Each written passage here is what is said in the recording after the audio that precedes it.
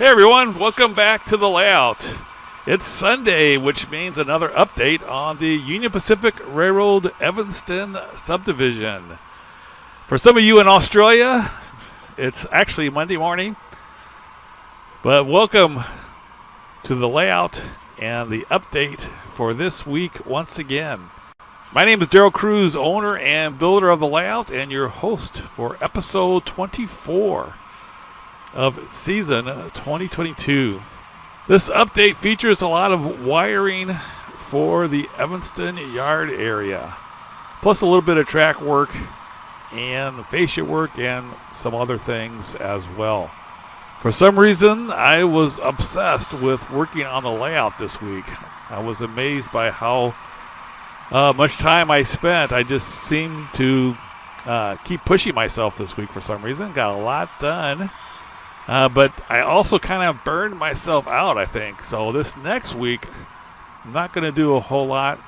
I think I'm just going to run trains. So today you'll see the update on what I did this week.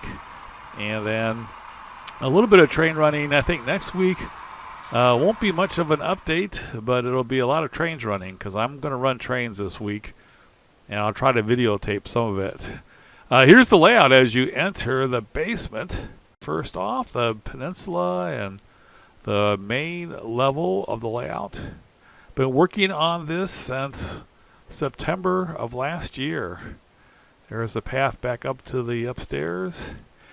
And this is one end of the layout. This is the Ogden Riverdale area. The layout goes from Ogden to Green River.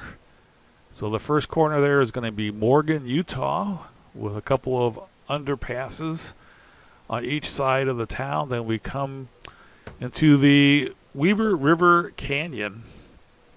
Here we have the Weber River coming through the layout, and that's going to be the Taggart Tunnels area between the river. And then this is going to be Devil's Slide and also Interstate 84, which goes alongside the Mainline. And then we come to another control point. This is the Devil Slide control point, where we have a siding for the Wholesome cement plant. Some switching operations taking place there. Here's the Weber River once again, and some of the roads leading to the cement area. Then we come to historic Echo, Utah, which marks a transition from the Weber River to the Echo Canyon. And we'll go through the Echo Canyon a bit till we get to Emory. There's a control point here at Emory. And then we come to the Castle Rock area. Some scenery done here. Been trying to get the layout completed from one end to the other before I do too much work on scenery, but I did do a bit here with the help of Mark Bridgewater. We'll be getting back to that in a few months. Here's the Kerrville area where the two main lines cross over and under each other. Notice that the two main lines, the original main line and the modern main line, are at two different elevations in this area. So they not only have grade separation, but also difference in elevation. And then they eventually come back to the same level here as it comes up to the Wasatch summit. And the two main lines also come back together. So just like the prototype, it's a pretty cool area of track separation, elevation separation, going up and down grade, and then coming back together at Wasatch. Here's where all the work took place this week in the Evanston area. You can see some visual changes there. We have a view block. We're eventually going to block the view of the helix completely. A little bit more on that in a bit. I'm going to backtrack here just a little bit. This is back towards the middle of the week. I did do a lot of wiring. I added a power management module there from Digitrax. That's the PM74. Has 4 power districts. All right, 2 of the power districts feeds the BDL 168 there that then does 16 block detections. So you have the wires going to the 16 terminals for the 16 blocks, which is for not only Evanston's, but Evanston. 8 of the blocks are for Evanston, and then the other 8 will be for the second level. So I had to run the track power to this area, then also an extension cord for the electrical power. So here we have the extension cords, the 40-foot extension cord, some Romex gauge, 14 gauge wiring. Here's 12 gauge wiring. Try to make it as thick as possible to reduce the voltage drop to as small as possible. And you see the wires continue all the way to the command station, which is right here. So the layout will have a total of 3 power management boards. You have the one you just saw over there in Evanston. There's one here at the power station here. This one here powers 2 BDL 168s that does block detection for the staging yard and the control points on each end of the staging yards. So it does this staging yard and the control point just outside of the Ogden staging area, and then it does this side of the staging yard and then also into the helix. So that one power management board and the 16 block detections through 2 BDL 168s does the staging yard and the two ends of the staging yards. And then we have a third power management board over there in Wholesome Cement on that area there, and that does here you can see the power I ran 12 gauge again and an extension cord over to that area. The extension cord is for plugging in the wall warts to provide power to the boards, and then the track power is for power distribution to the entire layout. So we have 3 power management boards for a total of 12 power districts, and then the BDL 168s for all the block detection. I did also do some track lane. You see I did add 10 feet of main line, but the 10 feet included 5 turnouts, so it was a lot of time spent to do just those 10 feet because it contained the turnouts, which also included wiring the turnouts, running the tortoise turnout motors and everything, you know, working together. This is how it looks today. I did add fascia to the Evanston Yard area here. There's another turnout I did. I ran a turnout motor to that also. But the fascia kind of ties it all together. As you know, I went from L-girder benchwork to just a box frame for the yard. Have to even that out. I'll have to put a splice in there to get that level. But anyway, the fascia does a good job of kind of hiding the transition. I have to put some plaster on that little opening there. So you can't really tell that there's 2 different types of framing for the benchwork. And this here is kind of like a window into the helix, but I think I'm going to put a backdrop in there. So this is going to be completely closed off. So you will not be able to see the helix while you're working around the Evanston Yard. So the helix is going to be pretty much behind the scenes on the layout. I was thinking about putting a window in there, but I decided I'm not going to do that. There's going to be a view block here. Let's fix the signals here real quick. They're not glued down, but they are wired up here. So I not only wired all the track, I also installed the turnouts, and I also added turnout motors to the turnouts, and then I also wired all the turnouts, and I also added signals and wired the signals, and then of course added the fascia and the backdrop, all in the last 7 days. It was a lot of work. I couldn't stop myself. Here we're going to have a signal bridge. There's something wrong with that picture, by the way. You have to see if you can figure it out what the deal is. So the track from Evanston is going to go into there to start the second level. So it's going to go from the end here around and into the second level.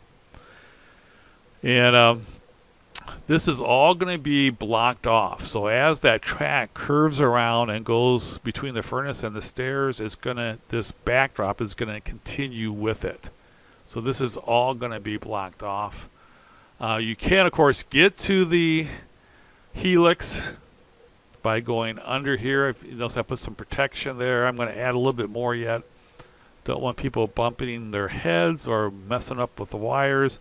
Going to put a lot of baby corners on this wood.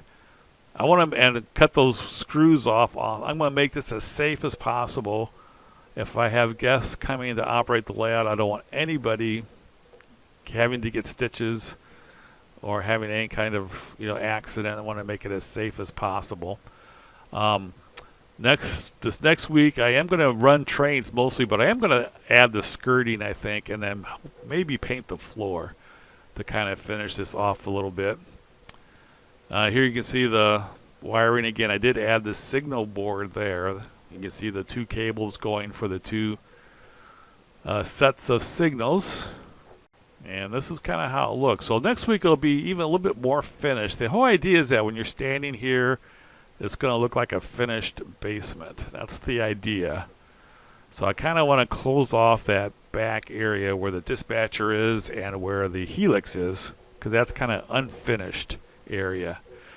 Now, a couple things about this. My wife, when I showed her this, she's like, "Why are you covering up the helix? You worked so hard on the helix. Everybody's going to want to see the trains going up the helix."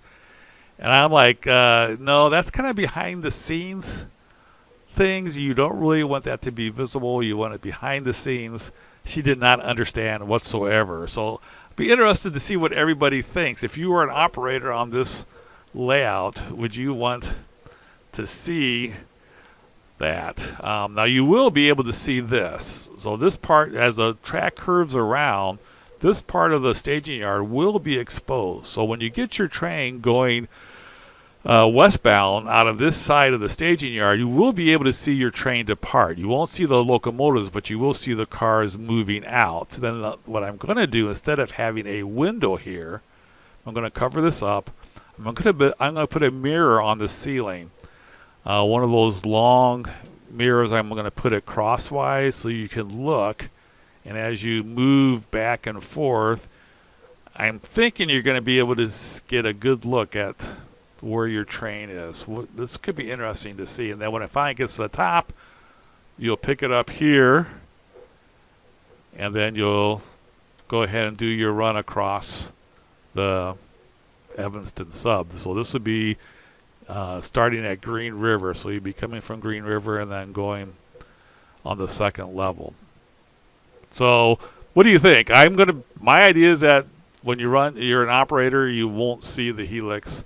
Now you will be able to, if you want to go under the layout and you can stand there behind there and you can get your train. You can watch it go up the helix, and then you can, when it gets to the top, you can come back out. Or we might have a mole that's their job all the time. But anyway, let's watch some trains. Here's a little bit of a problem. We have some track maintenance going on there on the modern main line. So we're going to see some operations on the layout having to deal with some track maintenance being done. So we're going to see how long it takes to get from Riverdale all the way to Evanston, or all the way through Evanston, with a stop or two along the way. So we're going to have this train in track 3. See, we do have a yellow signal because we're going to have to cross over. That's on the diverging light. So we're going to have to cross over to left hand, because it is left hand running from Ogden to Curvo. Now you're going to see why I am going to replace all the scale trains couplers on the auto racks. watch closely as this train takes off. You'll see something interesting between the first and second car. Here we have the Lombard Hobbies again. Everyone, make sure you like and subscribe and comment and become a member or support me on Patreon so I can buy more stuff at Lombard Hobbies. I'm sold all my N-scale stuff, so I'm slowing down on progress on the layout. I'm kind of running out of supplies here. I can purchase it out of my budget, but I hate to do that too much. Since we do have a retirement we need to fund. So if you want to support, that would be great. Definitely like and subscribe. You can surprise too if you want. But like the video, subscribe definitely. And if you want to become a big supporter, become a member of the channel or support me on Patreon. The links are in the descriptions. Did you notice between car 1 and car 2, they were uncoupled? The scale trains couplers on these auto racks are notorious for doing that, and I've noticed I fixed it between takes, and so we're all back together again. But anyway, this is an auto rack train with a few extra different cars tacked on the end. We have 2 locomotives at the head end and a DP unit at the end of the train. All right, working to move this eastward towards Evanston and then eventually Green River. And here's going through Morgan, which does have a underpass on each side of the town. So we have the benchwork built to have the road go under the main line. So there'll be a overpass bridge there as the road goes under it. I did stock up on a lot of track and different things. So while I was selling my N-scale stuff, I did buy a lot of stuff. So I do have some to keep going, but it's running slow. I think that I have a lot of concrete ties. I think that's one of my last bundles of Code 83 micro engineering track. I did buy some more road bed finally, but definitely going to have to think seriously about funding all of this. It's been fun so far, and I think I should be able to keep up without too much trouble, but your help is definitely appreciated. All right, so it's auto racks, and then we do have a boxcar and some auto rack, or some double stack cars, as well as a reefer there tacked on the end, and then our DP unit pushing from the rear. This is one of the longer trains. I think it's like 32 feet long. It's going through the Weber River Valley, or canyon right now. And it's in the tunnels, the Taggart tunnels at this point. Exiting the tunnels and going across the bridge. There's always some rail fans watching trains there, so we always blow the horn at them, make sure that they know we're in the area and keep a safe distance.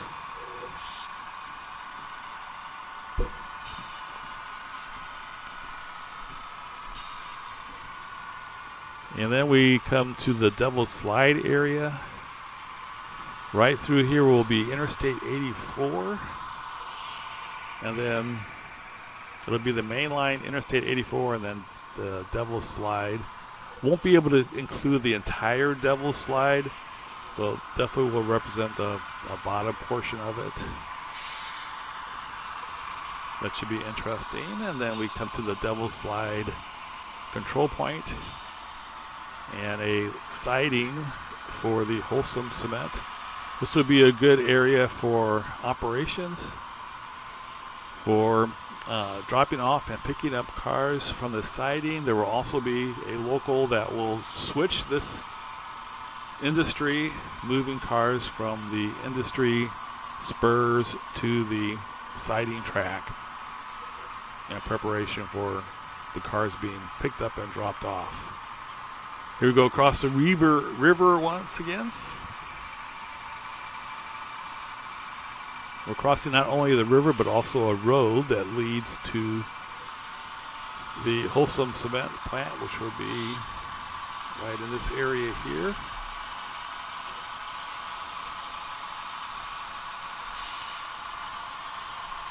And we're meeting a westbound crude oil tank train.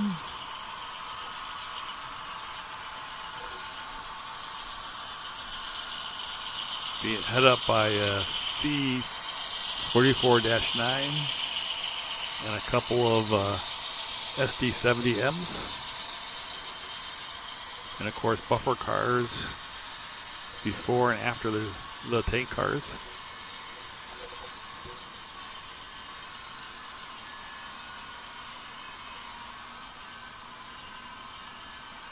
And they're crossing here at Echo. This will be a little community, or it is a little community that will be represented here, and then the road and the main line head through Echo Canyon.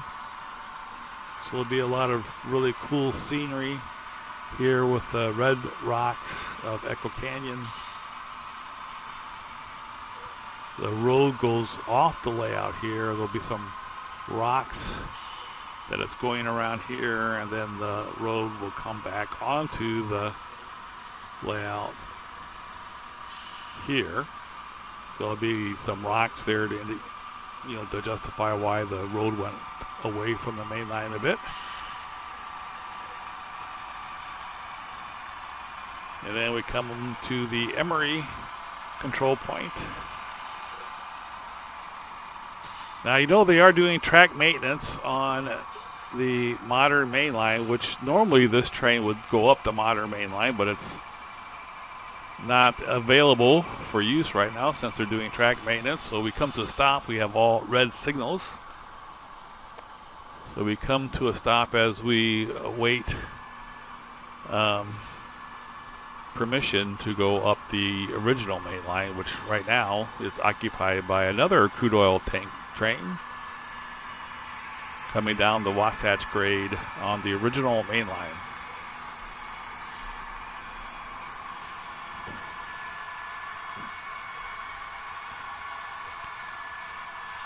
If you listen closely, you can hear the dynamic brakes on. The engines are at idle, and the dynamic brakes are on to slow the descent down the 1.7% incline of the original main line.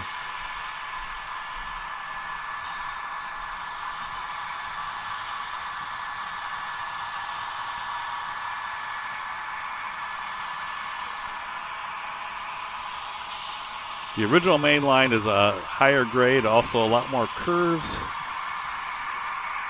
as it winds back and forth. The original main line was laid out in 1869, while the, quote, modern main line was laid out in 1916.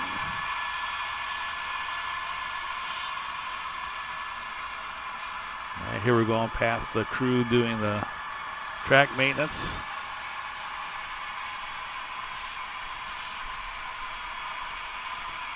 Come by the Castle Rock area.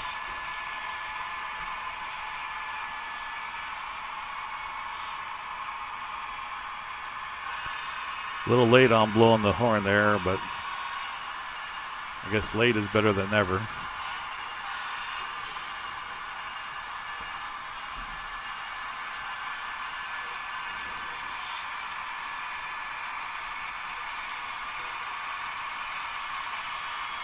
Just a couple of scale trains, locomotives. The first one's a Tier 4 Gevo. Second one is a ES44 Gevo, Kansas City Southern. I really like that paint scheme.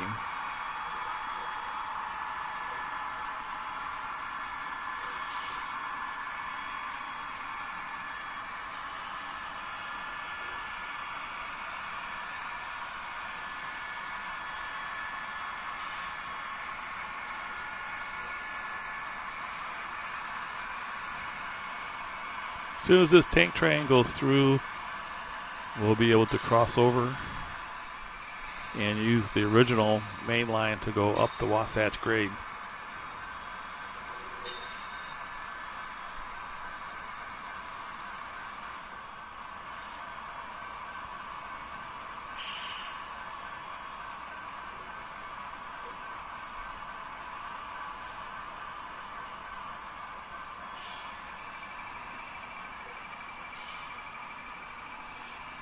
Again, this crude oil tank train has a buffer car on both ends of the tank cars. All right, with the original main line now free, we hopefully will get a yellow signal to go ahead and cross over and take the original main line up the Wasatch grade.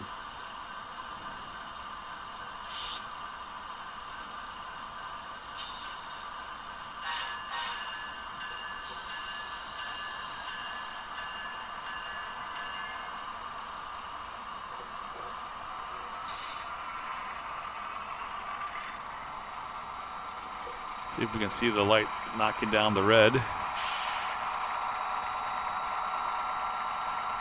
It's one of my favorite things about signals.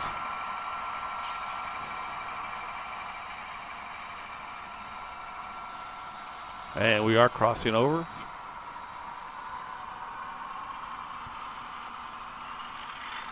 The Evanston Subdivision is left-hand running from Ogden to Kerrville.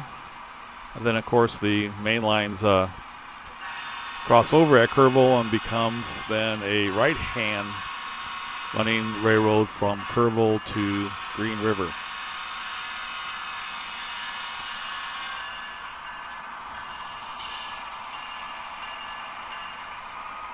All the control points use number 10 turnouts for the crossover, so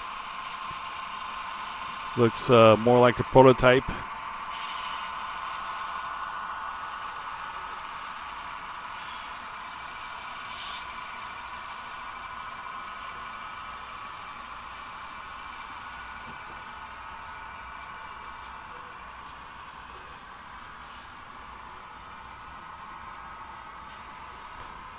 Now they generally don't use the original main line to go up the grade, since it is a much steeper and curvier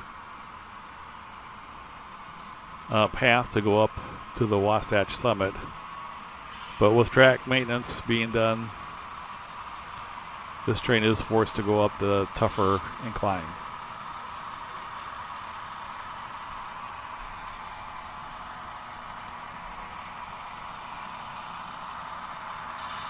This is another scale trains Tier 4 GEVO together with an Athearn SD70 ACE. All the locomotives, both the Athearn and scale trains, also the Intermountain, have been speed matched to each other. If you haven't yet, check out the, I have a real short special Helix video that I posted. You might want to check that out to watch trains descending the Helix and perfectly speed matched to each other. It's kind of a cool look at the Helix. Right here we're crossing over on Kerrville, going across the modern main line.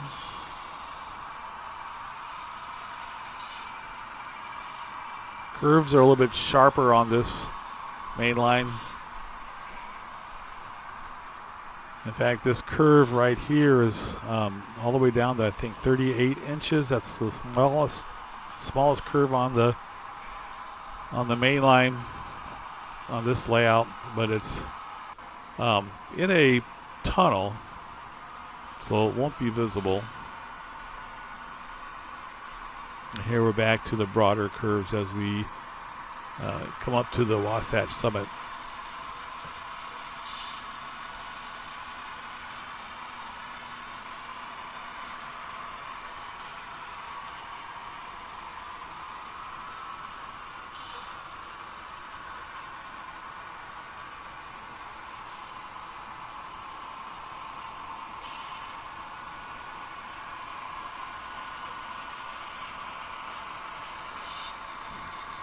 I'll see if we have a signal here at the top of the grade. Usually dispatcher does not like to stop the trains at the top of the summit. And we do have a flashing yellow, so we should be able to go through without any trouble. And we're going to go ahead and cross over back to the right hand, the correct side of the main line. We do have a coal train there that we're also avoiding.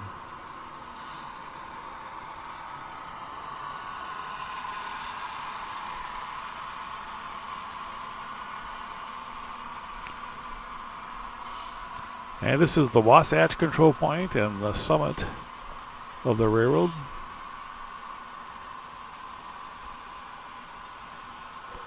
The Evanston Subdivision actually has a even higher summit at the Aspen Tunnels, which will be represented on the second level of this layout.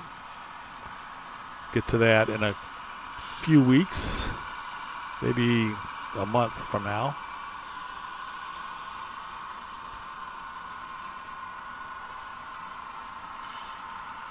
I should be able to have the main line completed all the way around. I have it all the way around the main level. I should be able to complete the second level by October.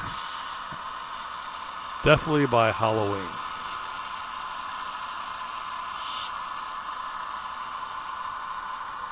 All right, we just passed the UTLX tank repair facility, which will also have a lot of switching and operations. And then we come into the Evanston area and specifically the Evanston Yard.